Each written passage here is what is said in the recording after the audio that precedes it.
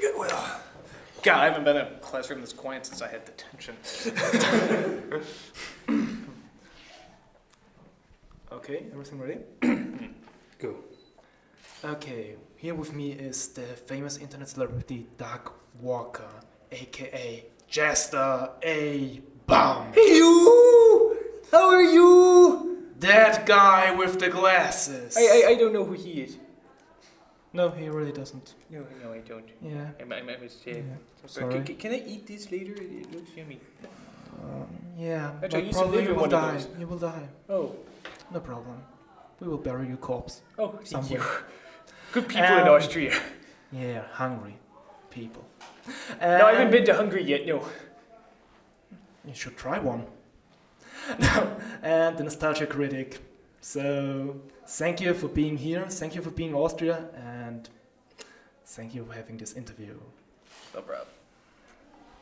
No problem. I hope the sound is good enough. So, where do you get your ideas for your character? Do you have any, well, let's say, examples, role models, or like famous other persons, or where get you all these crazy ideas from? Probably the big influence. I got a lot of them. Looney Tunes is really huge. I think Daffy Duck's probably the biggest influence for me. I know it sounds weird. Definitely a lot of the Daily Show with Jon Stewart and Stephen Colbert. A lot of Bill Murray humor. The Simpsons. Animaniacs got a lot of humor from there. So.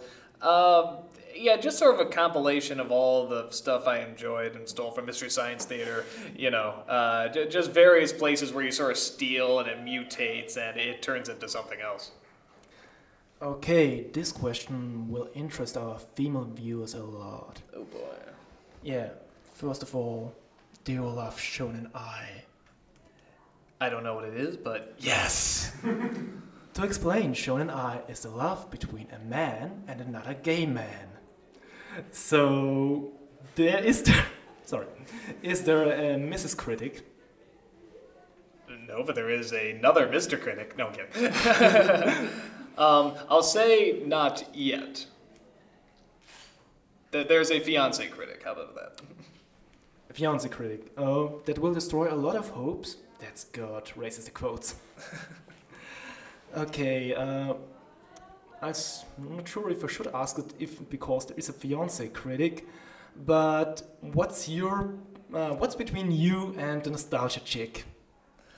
Oh, well, if you saw how our date went, you know that we're like this. We are, it's just when she asks too many questions, and wouldn't let me eat cereal with a fork and stuff like that. I just get too angry, and yeah, she's a whore. Yeah, we saw that in Spooning with Spoonie. Horrible. But a good show. So, you started out with That Guy with the Glasses 3 years ago, and now you are a really famous internet celebrity. How long you can push the limit? How long do you think you will be able to be that guy with the glasses?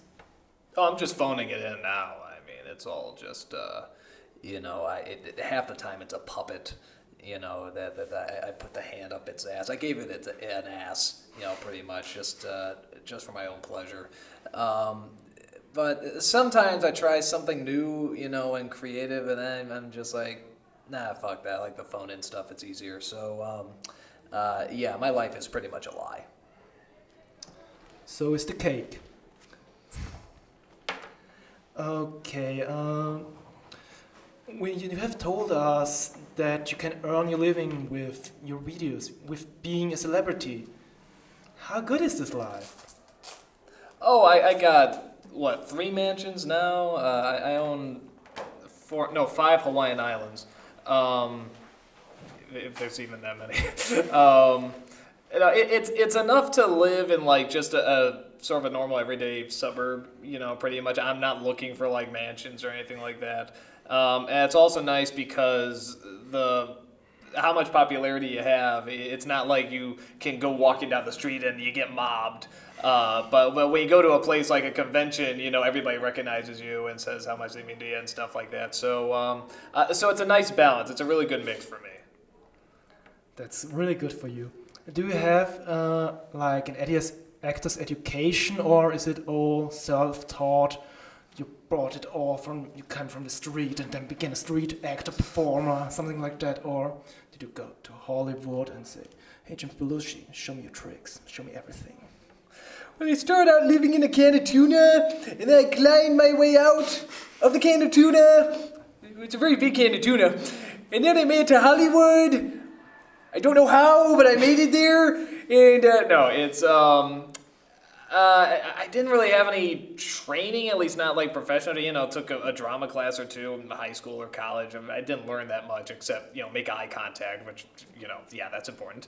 But no, pretty much the best education you have is just looking at the stuff you like and just study why it works and how it works.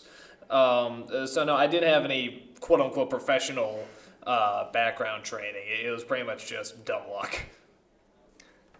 Okay, so you are a natural talent and acting fits you like a glove probably made of some human leather you skinned out in dark alley? Yeah. Thank you. That's his testimony. And your channel awesome. You have a lot of guys playing video games, but we never see you playing something or joining them. What's your opinion on video games? Do you play them? And yeah, tell us about the critic and video games. Well, I did play them until Bebe's Kids came along, and then that just wiped out my interest. I mean, it almost wiped out my interest in Mankind, but then, you know, the nostalgia chick became an incredible whore, and that brought it back for a little bit. But then, you know, when she grew the penis and everything, it just got too weird. So, but I still have faith in Mankind. In terms of video games, I played like Nintendo, Super Nintendo. I played like a little bit of 64, a little bit of GameCube. I have a Wii, you know, I play it once in a while, and then the PS3 we just use as a Blu-ray player. So, yeah, it's pretty much, it's not that I hate games, it's just I don't have the time for them anymore. You know, and at my off time now, it's pretty much, I don't give myself much off time. I just love to make videos. I love to work. When I do have off time, I just spend it with like my fiance or go out, see a movie or something like that. So yeah, sadly I don't get too much gaming, but when I did do games, when I did do Super Nintendo, Nintendo and stuff like that, I was good. I had fun. We really believe you were an awesome player, and you are the player.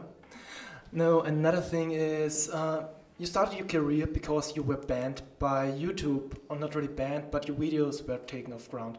What's your opinion on this large media conglomerate, YouTube owned by companies, and yeah, what's your take on YouTube? I can't be too mad at them because if it wasn't for them, I wouldn't have like any of this. I wouldn't have an outlet to get these videos out.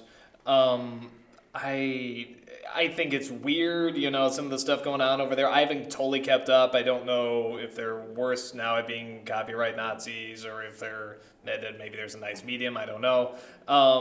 But yeah, whatever happens or whatever they become or became, I can never be too angry because it started off as a hobby and I wouldn't have devoted my life to this if, you know, I would have gone through the effort. I would have stayed an Illustrator designer. But just something that started off as a hobby, something funny, and everybody kept catching on to it. You know, YouTube allowed me to do that, so I can't be that angry. In terms of what's going on nowadays, I don't keep track of it too much. So, I mean, I hope they still keep the satire parody stuff on there. You know, there's a lot of good there's a lot of good AMVs that people make. There's a lot of good parodies that people do, and you know, it's just when you take it and you turn it into something else, it's exactly that. It's something else. And if someone's just showing a movie, it's like, yeah, take that off. I agree that's piracy. But if someone's actually taking it and turning it into something new, just let it be. Let art be art. Okay, and what's the difference between the Nostalgia Critic and Doug Walker? One was circumcised, the other was not. That's about it. So, in your private life, Do you also slip in your roles, or do you try to separate both aspects as single entities in your life? Say that again. Okay, sorry. Do you want to keep your private life and your work life separate, or does it mix? For the most part, I like to keep them separate. There's obviously, like, when I go on this trip, you'll see, like, I have a little vlog and stuff like that, you know, so and still make some jokes.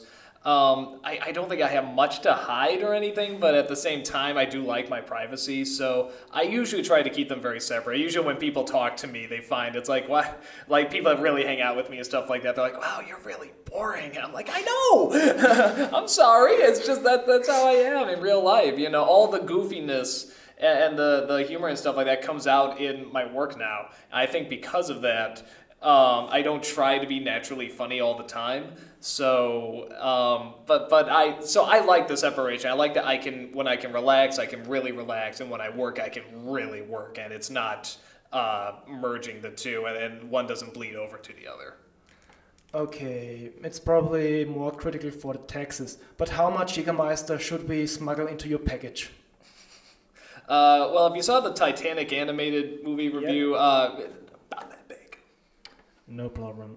Will have the people got it done. Have them call me. Yeah, I have my people calling your people. Damn it! Okay, is there something you want to tell all the other Austrians? What do you want to tell Austria as your final last words for this interview? Change! You got change! Come on, have a guy! Wait a minute. Euros! You got euros! Come on, have a guy, will you? Come on, euros! Okay, that was Jester A. Bum for Austrian News Whatever. Thank you! Thank you, Doug. Thank you. Really, thank you. I'm done with the impression. Okay. Awesome. Oh, sure. You know,